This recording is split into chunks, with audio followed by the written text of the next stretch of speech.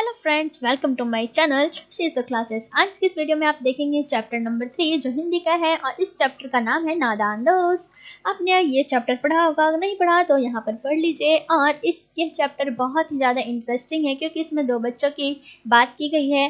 लड़के का नाम है केशव और लड़की का नाम है श्यामा, जो दोनों बहुत ही ज़्यादा नॉटी यानी नटखट होते हैं और अपने घर में जैसे हम भी दोपहर के समय कुछ ना कुछ सोने की बजाय करना पसंद करते हैं, तो इसी तरह वे भी अपने छत पर छज्जे के ऊपर जो चिड़ियाँ रखी होती है वहाँ पर अपना घोंसला बनाए रहती है, उसको वो जाकर छेड़ते हैं और उससे खेलने की कोशिश करते हैं और ये भी कोशिश करते हैं कि वो चिड़ियाँ बहुत ही ज़्यादा सुरक्षित रहे। और इस नादानी में ही वह चिड़िया को बहुत ही ज़्यादा नुकसान और उस अंडे को भी नुकसान पहुंचाते हैं। तो इस चैप्टर में आप यही देखने वाले हैं। तो चलिए स्टार्ट करते हैं। स्टार्ट करने से पहले वीडियो को लाइक, शेयर एंड सब्सक्राइब करना ना भूलें। देखिए चैप्टर हम पढ़ते हैं। जैसे आप देख सकते हैं, केशव के घर कार्निस के ऊपर एक चिड़िया ने अंडे दिए थे और केशव और उसकी बहन श्यामा दोनों बड़े ध्यान से चिड़िया को वहां आते जाते देखा करते। सवेरे दोनों आंखें मलते कार्निस के सामने पहुंच जाते और चिड़िया दोनों को वहां बैठा पाते। उनको यानी वहाँ पे मेल और फीमेल दोनों हैं। उनको देखने में दोनों बच्चों को ना मालूम क्या मजा मिलता था और दूध और जलेबी की सूध भी ना रहती थी। दोनों के दिल में तरह तरह के सवाल उठते, जैसे अंडे कितने बड़े होंगे, किस रंग के होंगे, कितने होंगे, क्या खाते होंगे, उनमें से बच्चे किस तरह निकल आएंगे और बच्चों के पर कैसे निकलेंगे, घोंसला कैसा है। और लेकिन इन बातों का जवाब देने वाला कोई नहीं था। ना अम्मा को घर के काम धंधों से फुर्सत थी, न बाबूजी को अखबार पढ़ने लिखने से, और दोनों बच्चे आपस में ही सवाल जवाब करके अपने दिल को तसल्ली दे लिया करते थे। देखिए यहाँ तक आप समझ गए होंगे कि किस तरह वे अपने आप को तसल्ली देते थे, अपने जितने भी प्रश्न उठते थे उसके बारे में। श्यामा कहती है, क्यों भैया, बच्चे निकल कर फुर्र से उड़ जाएंगे। केशव विद्वानों जैसे गर्व से कहता, नहीं रे पगली, पहले पहले पर निकलेंगे, बगैर परों के बेचारे कैसे उड़ेंगे। श्यामा बच्चों को क्या खिलाएगी बेचारी। श्यामा पूछती है कि बच्चों को क्या खिलाएगी बेचारी। केशव इस पेचीदा सवाल का जवाब कुछ न दे सका और उसने इस तरह 3-4 दिन गुजर गए।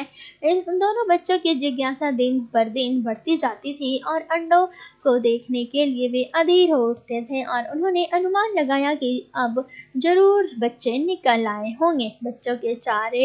बच्चों के चारे का सवाल अब उनके सामने आ खड़ा हुआ था। चिड़िया बेचारी इतना दाना कहाँ पाएगी कि सारे बच्चों का पेट भरेगी। गरीब बच्चे भूख के मारे चू चू करके मर जाएंगे। इस मुसीबत का अंदाजा करके दोनों घबरा उठे और दोनों ने फैसला किया कि कार्निस पर थोड़ा सा दाना रख दिया जाए। श्यामा खुश होकर ताली बोली, तब तो चिड़िया को चारे के लिए उड़कर ना जाना पड़ेगा, यानी कहीं भी उड़कर ना जाना पड़ेगा। इस तरह ये कहता है केशव, नहीं तब क्यों जाएगी, यानी अगर उन्हें खाना मिल जाएगा तो ये उधर उधर कहीं नहीं जाएंगी। श्यामा, क्यों भैया, बच्चों को धूप ना लगती होगी। यानी यहाँ पर वो इतना ज़्यादा फिक्र करते हैं उस चिड़िया के लिए और चिड़िया के बच्चों के लिए कि उनका यहाँ पे विवरण दिया गया है। केशव का ध्यान इस तकलीफ की तरफ न गया था। बोला, जरूर तकलीफ हो रही होगी, बेचारे प्यास के मारे तड़पते होंगे, ऊपर छाया भी तो कोई नहीं। आखिर यही फैसला हुआ कि घोंसले के ऊपर कपड़े की छत बना देनी चाहिए। यानी उन दोनों ने मिलकर फैसला किया कि उनके लिए एक कपड़े का आवरण ढका जाए और पानी की प्याली और थोड़े से चावल रख देने का प्रस्ताव भी स्वीकृत। यानी उन दोनों ने चावल पानी के लिए वहां पर इंतजाम किया। दोनों बच्चे बड़े चाव से काम करने लगे। श्यामा माँ की आंख बचाकर यानी मम्मी से छुपते छिपाते मटके से चावल निकाल लाई और केशव ने पत्थर की प्याली का तेल चुपके से जमीन पर गिरा दिया और उसे खूब साफ करके उसमें पानी भरा। अब चांदनी के लिए कपड़ा कहाँ से लाएं? फिर ऊपर बगैर छड़ियों के कपड़ा रख ठहरेगा कैसे, और छड़ियाँ खड़ी कैसे होगी। ये उनके मन में बहुत सारे सवाल आते हैं कि वे ये सारा इंतजाम किस तरह करेंगे। कि सब बड़ी देर तक इसी उधेड़ बुन में रहा। आखिरकार उसने यह मुश्किल भी हल कर ली और श्यामा ने बड़ा बोला, जाकर कूड़ा फेंकने वाली टोकरी उठा लाओ, अम्मा जी को मत दिखाना। यानी बच्चों ने कुछ ना कुछ करके ही, कहते हैं ना, अगर हमें कुछ करना है, अगर हमने मन में कुछ ठाना है तो उसके लिए कहीं ना कहीं से आइडिया निकल आता है। इसी तरह बच्चों ने भी इन सारी चीज़ों का इंतज़ाम कर लिया और इस चीज़ के लिए बोला श्यामा को कि मम्मी को मत बताना, यानी अम्मा को मत बताना।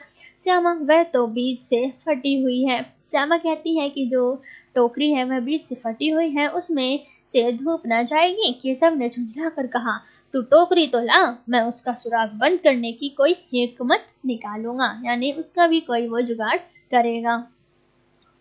श्यामा दौड़कर टोकरी तो उठा लाई। केशव ने उसके सुराग में थोड़ा सा कागज ठूस दिया और तब टोकरी को एक टहनी से टिकाकर बोला, देख, ऐसे ही घोंसले पर उसकी आड़ कर दूंगा, तब कैसे धूप जाएगी। श्यामा ने दिन में सोचा, भैया कितने चालाक है, यानी उसने जब इन सारी चीज़ों का इंतजाम कर दिया तो श्यामा को लगता है कि भैया कितना ही चालाक है। गर्मी के दिन थे, बाबूजी दफ्तर गए हुए थे, यानी उनके पापा दफ्तर गए हुए थे और अम्मा दोनों बच्चों को कमरे में सुलाकर खुद सो गई थी। लेकिन बच्चों की आंख में आज नींद कहाँ। अम्मा जी को बहलाने के लिए दोनों दम रोके आंखें बंद किए मौके का इंतजार कर रहे थे। ज्यों ही मालूम हुआ कि अम्मा जी अच्छी तरह से सो गई है, दोनों चुपके से उठे और बहुत धीरे से दरवाजे की सिटकिनी खोलकर बाहर निकल गए।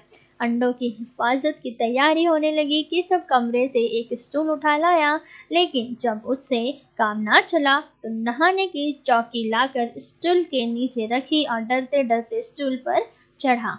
इस तरह श्यामा दोनों हाथों से स्टूल पकड़े हुए हैं और स्टूल चारों टांगे बराबर ना होने के कारण जिस तरफ ज्यादा दबाव पाता था जरा सा हिल जाता था।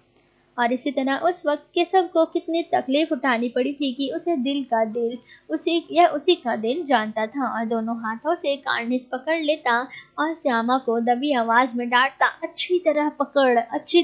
इस तरह से वह उसे डांटता रहता था, वरना उतर कर बहुत मारूंगा। मगर बेचारी श्यामा को जो दिल था वह ऊपर कार्निश पर था। वह देखना चाहती थी कि ऊपर भैया आखिर क्या कर रहा है। बार बार उसका ध्यान उधर चला जाता और हाथ ढीले पड़ जाता। वैसे ही केशव ने ज्यों ही कार्निस पर हाथ रखा, दोनों चिड़ियां उड़ गई और केशव ने देखा कि कार्निस पर थोड़े तिनके बिछे हुए हैं और उन पर 3 अंडे पड़े हैं। जैसे घोंसले उसने पेड़ों पर देखे थे वैसा कोई घोंसला वहां नहीं दिखा। श्यामा ने नीचे से पूछा कि भैया है क्या है भैया, यानी केशव 3 अंडे हैं। केशव कहता है कि 3 अंडे हैं। वो पूछती है कितने हैं भैया, क्या मतलब कितने हैं भैया। केशव बताता है कि 3 अंडे हैं, तभी अभी बच्चे नहीं निकले। श्यामा, जरा हमें दिखा दो भैया कितने बड़े हैं। केशव, दिखा दूंगा, पहले जरा चिथड़े ले आ, नीचे बिछा दो, बेचारे अंडे तिनकों पर पड़े हैं। श्यामा दौड़कर अपनी पुरानी धोती फाड़कर एक टुकड़ा लाई और केशव ने झुककर उसे उठा लिया और उसकी बहुत ही तह करके एक गद्दी बनाई और उन तिनकों को बिछाकर तीनों अंडे धीरे धीरे उस पर रख दिए। श्यामा ने फिर कहा, हमको भी दिखा दो भैया। केशव, दिखा दूंगा। केशव कहता है, दिखा दूंगा, पहले जरा वह टोकरी तो दे दो, ऊपर छाया कर दो। श्यामा ने टोकरी नीचे से थमा दी और बोली, अब तो तुम उतर जाओ, मैं भी तो देखूं। केशव ने टोकरी को एक टहनी से टिका कर कहा, जा दाना और पानी की प्याली ले आ, मैं उतर आऊं तो तुझे दिखा दूंगा। श्यामा प्याली और चावल भी लाई। केशव ने टोकरी के नीचे दोनों चीजें रख दी और आहिस्ता से उतर गया। श्यामा ने गिड़गिड़ा कर कहा, अब हमको भी चढ़ा दो भैया, केशव तो गिर पड़ेगी। श्यामा, ना गिरूंगी भैया, तुम नीचे से पकड़े रहना। केशव, ना भैया, अगर कहीं तो गिर पड़ी तो अम्मा जी मेरी चटनी ही कर डालेंगी, बोलेंगी तूने ही चढ़ाया था, क्या होगा देखकर। अब अंडे बड़े आराम से हैं, जब बच्चे निकलेंगे तो उनको पालेंगे। दोनों चिड़ियां बार बार कार्निस पर आती थी और बगैर बैठे ही उड़ जाती। केशव ने सोचा, हम लोगों के डर से नहीं बैठेगी। स्टूल उठाकर कमरे में रखाया और चौकी जहाँ की थी वहां रख दी।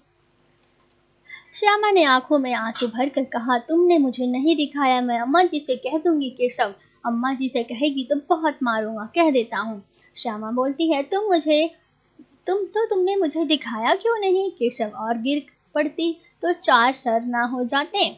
श्यामा हो जाते तो हो जाते, देख लेना मैं कह दूंगी। इतने में कोठरी पर दरवाजा खुला और माँ ने धूप से आंखों को बचाते हुए कहा, तुम दोनों बाहर निकल आए। मैंने कहा था ना कि दोपहर को ना निकलना। किसने किवाड़ खोला?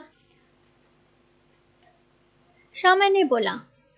किवाड़ केशव ने खोला, लेकिन श्यामा ने माँ से यह बात नहीं कही। उसे डर लगा कि भैया पिट जाएंगे, यानी उसने इस वजह से नहीं बोला कि भैया ने किवाड़ खोला, क्योंकि उसे डर था कि कहीं भैया पिट ना जाए। केशव दिल में कांप रहा था कि ये श्यामा कहीं कह ना दे। अंडे ना दिखाए थे, इससे अब उसको श्यामा पर विश्वास न था। श्यामा सिर्फ मोहब्बत के मारे चुप थी, और यह इस कसूर में हिस्सेदारी होने की वजह से इसका फैसला नहीं किया जा सकता था। श्यामा दोनों ही बातें थी।